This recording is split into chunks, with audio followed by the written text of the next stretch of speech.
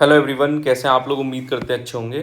आप लोगों ने बहुत सारे फॉर्म भर दिए हैं। अभी तक लोग यही ढूंढ रहे हैं कि भाई तैयारी कहाँ से करें, कैसे करें, एग्ज़ाम कब होंगे। बहुत सारे सवाल मेरे पास आ रहे थे, जिसका जवाब लेके मैं आज आपके पास आया हूँ। तो आज हम दो तीन चीज़ें ही डिस्कस करेंगे, ज़्यादा बड़ी वीडियो नहीं होगी, आराम से देखिए।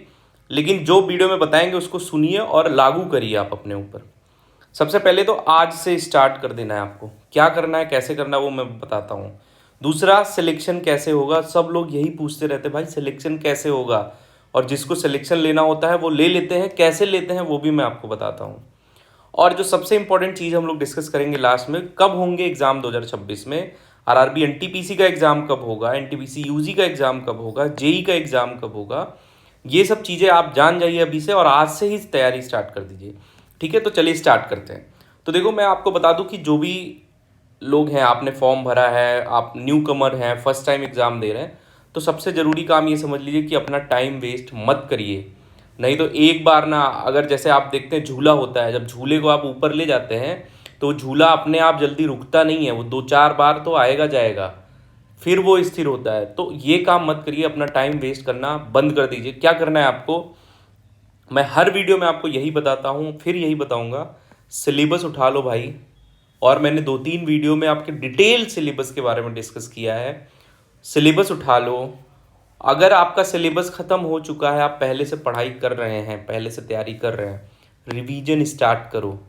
रिवीजन विथ 2024 वाले जो एग्ज़ाम हुए हैं 2025 में, उनके सवालों के साथ जो नए सवाल मिलते हैं उनको कॉपी में नोट डाउन कर लो। नहीं तो 3-4 साल हो गए हैं, फिर ये साल भी चला जाएगा, फिर रोते रहना कि वैकेंसी कम है और ये होती गई। तो चुपचाप कॉपी उठा लो, और जो भी रिवीजन में क्वेश्चंस, नए कॉन्सेप्ट दिखते हैं, उनको नोट डाउन करो। जो लोग नए हैं भाई, दुनिया भर से ये पूछने से अच्छा है कि कहाँ से तैयारी करें, क्या करें। एक जगह से स्टार्ट करो तैयारी करना। या सेल्फ प्रिपरेशन करना चाहते हो तो आप किसी यूट्यूब चैनल से, जहाँ पे सारी वीडियोस के पीडीएफ आपको प्लेलिस्ट मिल जाए, वहाँ से स्टार्ट करो। नहीं तो सबसे अच्छा है कोई कोचिंग कर लो। कोचिंग बहुत सारी हैं, कोचिंग कोई सिलेक्शन नहीं दिलाती हैं। तो जो बड़े बड़े नाम हैं, जैसे कैरियर बिल हो गया, गगन सर का भी कोई कोचिंग स्टार्ट हुआ है, RWA है, रोजगार with Ankit sir, MD classes हैं। कहीं से भी जहाँ पे आपके बजट के हिसाब से कोचिंग हो, वहाँ से ले लो। सिलेबस ख़त्म होना चाहिए। यहाँ पे आपको इतिहास, ग्रंथ और साइंटिस्ट नहीं बनने हैं, आपको सिलेबस पढ़ना है जो आपको टाइमली ख़त्म कर दे। ये चीज़ अपने दिमाग से याद रखना। किसी का मैं प्रमोशन नहीं कर रहा हूँ, तो आप अपने हिसाब से कोचिंग लेना। ठीक है, तो कोचिंग ले लो। और सेल्फ प्रिपरेशन करनी तो सिलेबस, कोचिंग करने के बाद सिलेबस जल्दी से ख़त्म करो, जल्दी से, और एक मतलब पॉजिटिव वे में ख़त्म करो। ठीक है, और सिलेबस के साथ साथ PYQ करते रहो। GS को उतना ही तवज्जो दो जितना उसके मार्क्स आ सकते हैं। ये क्या होता है, most of the time GS की वजह से बच्चे खराब बर्बाद हो जाते हैं। कैसे, वो हमेशा GS पढ़ते रहते हैं, GS पढ़ते रहते हैं, और मैथ्स की प्रैक्टिस नहीं करते। उनको लगता है मैथ्स तो हम कर ही ले जाएंगे, एक बार GS कर लें। ये अपने दिमाग से निकालो। पहले मैथ्स और रीजनिंग ख़त्म करो। GS को बेसिक पढ़ते रहो धीरे धीरे, लेकिन मैथ और रीजनिंग को ज़्यादा टाइम दो और ख़त्म करो। तब आपका कॉन्फिडेंस आना स्टार्ट हो जाएगा। ठीक है, तो अभी से, आज से, अभी तुरंत स्टार्ट करो। बंद हो सकता है तो ये वीडियो भी बंद कर दो, आपका नहीं मन है तो, लेकिन स्टार्ट करो। ठीक है, क्योंकि स्टार्ट नहीं करोगे। और एक चीज़ और बता रहा हूँ, जो नए लोग हैं, 1000 चैनल पे जाके यही पूछते रहते हैं, कोई थोड़ा बहुत मैथ पढ़ा रहा है, कोई थोड़ा बहुत GS पढ़ा रहा है, उसकी वीडियो देखने लगे, उसको फॉलो करने लगे। ये सब बंद करो। आपको सिलेक्शन लेना, किसी को कुछ करवाना नहीं। ठीक है, तो ये चीज़ याद रखना। आगे बात करते हैं, सिलेक्शन कैसे होगा आपका। तो आपको सिलेबस टाइम से ख़त्म करना पड़ेगा, ये चीज़ समझ लो। जो लोग सिलेक्शन लेते हैं, सबसे पहले तो उनको सिलेबस के बारे में अच्छे से नॉलेज होता है, और टाइम से वो ख़त्म कर देते हैं अपना सिलेबस। उसके साथ वो PYQ करते हैं, और PYQ से देखते हैं कि किस तरीके के क्वेश्चन आ रहे हैं, और क्या मैं वो क्वेश्चन लगा पा रहा हूँ, क्या मैं वो क्वेश्चन लगा पा रहा हूँ कि नहीं लगा पा रहा हूँ। कि मैंने सिलेबस तो ख़त्म कर दिया, क्वेश्चन ही नहीं लगा पा रहा हूँ, तो क्या सिलेबस ख़त्म करने का फ़ायदा हुआ। सिलेबस लगाइए। मॉक दीजिए तो हमेशा परसेंटाइल पे ध्यान दीजिए।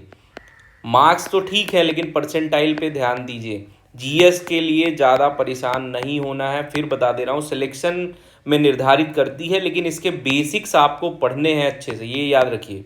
बेसिक्स पढ़ने हैं। जो गलती कोई नहीं करता, वो गलती आपको नहीं करनी। फिर उसके बाद आपको एक्सेलरेट करना है।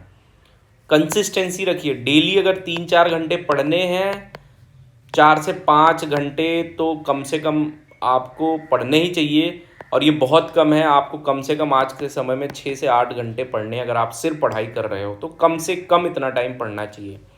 तो 6 से 8 घंटे का अपना तुम्हारा होना चाहिए। 3 घंटे मैथ, 3 घंटे रीजनिंग, 2 घंटे क्या जीएस। और अगर आप पुराने हो गए हो तो रिवीजन करो, 2 घंटे ये, 2 घंटे ये, 1-2 घंटे ये, और फिर 2 घंटे मॉक और वगैरह और लगाओ।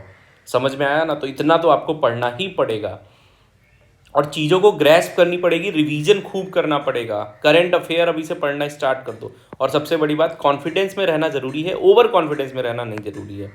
कॉन्फिडेंस में रहो कि हाँ मैं क्वालिफाई करूँगा। सिलेबस जहाँ भी कोचिंग लो उनसे मतलब उनके ऊपर ट्रस्ट रखो, कोई ख़राब नहीं होता। आपको सिलेबस ख़त्म करवा दे टाइम से, बस ये चीज़ याद रखनी चाहिए। ठीक है, आगे बात करते हैं 2026 में कब होंगे एग्ज़ाम। कब होंगे एग्ज़ाम? तो देखो भाई, मैं आपको बता रहा हूँ 16 जनवरी तक ग्रुप डी के एग्ज़ाम चलेंगे, आप सभी लोग को पता है। उसके बाद जो भर्ती अपनी 2025 वाली आई है वो आरआरबी एएलपी की आई है, जिसमें 9,970 पद हैं। इसके लिए भी जिन्होंने फॉर्म भरा एकदम जी जान लगा के तैयारी करिए, आपका एग्ज़ाम रिसेंट होने वाला है। तो इसका एग्ज़ाम जनवरी से फरवरी हो सकता है। 16 जनवरी को ये ख़त्म हो तो 20 जनवरी से स्टार्ट कर दें, क्योंकि नेक्स्ट भर्ती यही है। तो जनवरी से फरवरी के बीच में आपका एग्ज़ाम 100% श्योर है। फिर आरआरबी टेक्नीशियन का एग्ज़ाम, जिसका फॉर्म फड़ा 6,238 वैकेंसी है, उसका भी फरवरी से मार्च के बीच में। जैसे ही इसका एग्ज़ाम खत्म होगा इसका नंबर लगेगा। ठीक है, टीसीएस है, टीसीएस बहुत बड़ी कंपनी है, उसके पास बहुत सारे सेंटर हैं, वो रुकेगी नहीं, एग्ज़ाम कराती रहेगी। फिर पैरामेडिकल पोस्ट के लिए कुछ एग्ज़ाम होंगे, वो भी मार्च तक हो ही जाएंगे आपके। फिर जेई का एग्ज़ाम ये समझ लो कि मार्च से अप्रैल के बीच में है। ठीक है, जेई का एग्ज़ाम। फिर अप्रैल के बाद, अब आप ये समझ लो अप्रैल डेडलाइन अपनी रख लो। ठीक है, मई तक तो आपके 100% ये एग्ज़ाम स्टार्ट हो जाएंगे। ठीक है, तो अप्रैल तक डेडलाइन रखोगे तब भी अभी आपके पास 5 महीने हैं। 5 महीने में आप आराम से सिलेबस ख़त्म करके और सिलेक्शन ले सकते हो, और जो लोग पुराने हैं उनको भी अपने आप से बहाने बंद कर देने। ठीक है, चलिए पढ़ते रहिए, ऑल द बेस्ट। आप हमसे इंस्टाग्राम पे जुड़ सकते हैं, वीडियो अच्छी लगी हो तो लाइक करिए, और टेलीग्राम से जुड़ सकते हैं जिस पे इंपॉर्टेंट पीडीएफ में भेजता रहता हूँ, करंट अफेयर सब चीज़ों के बारे में।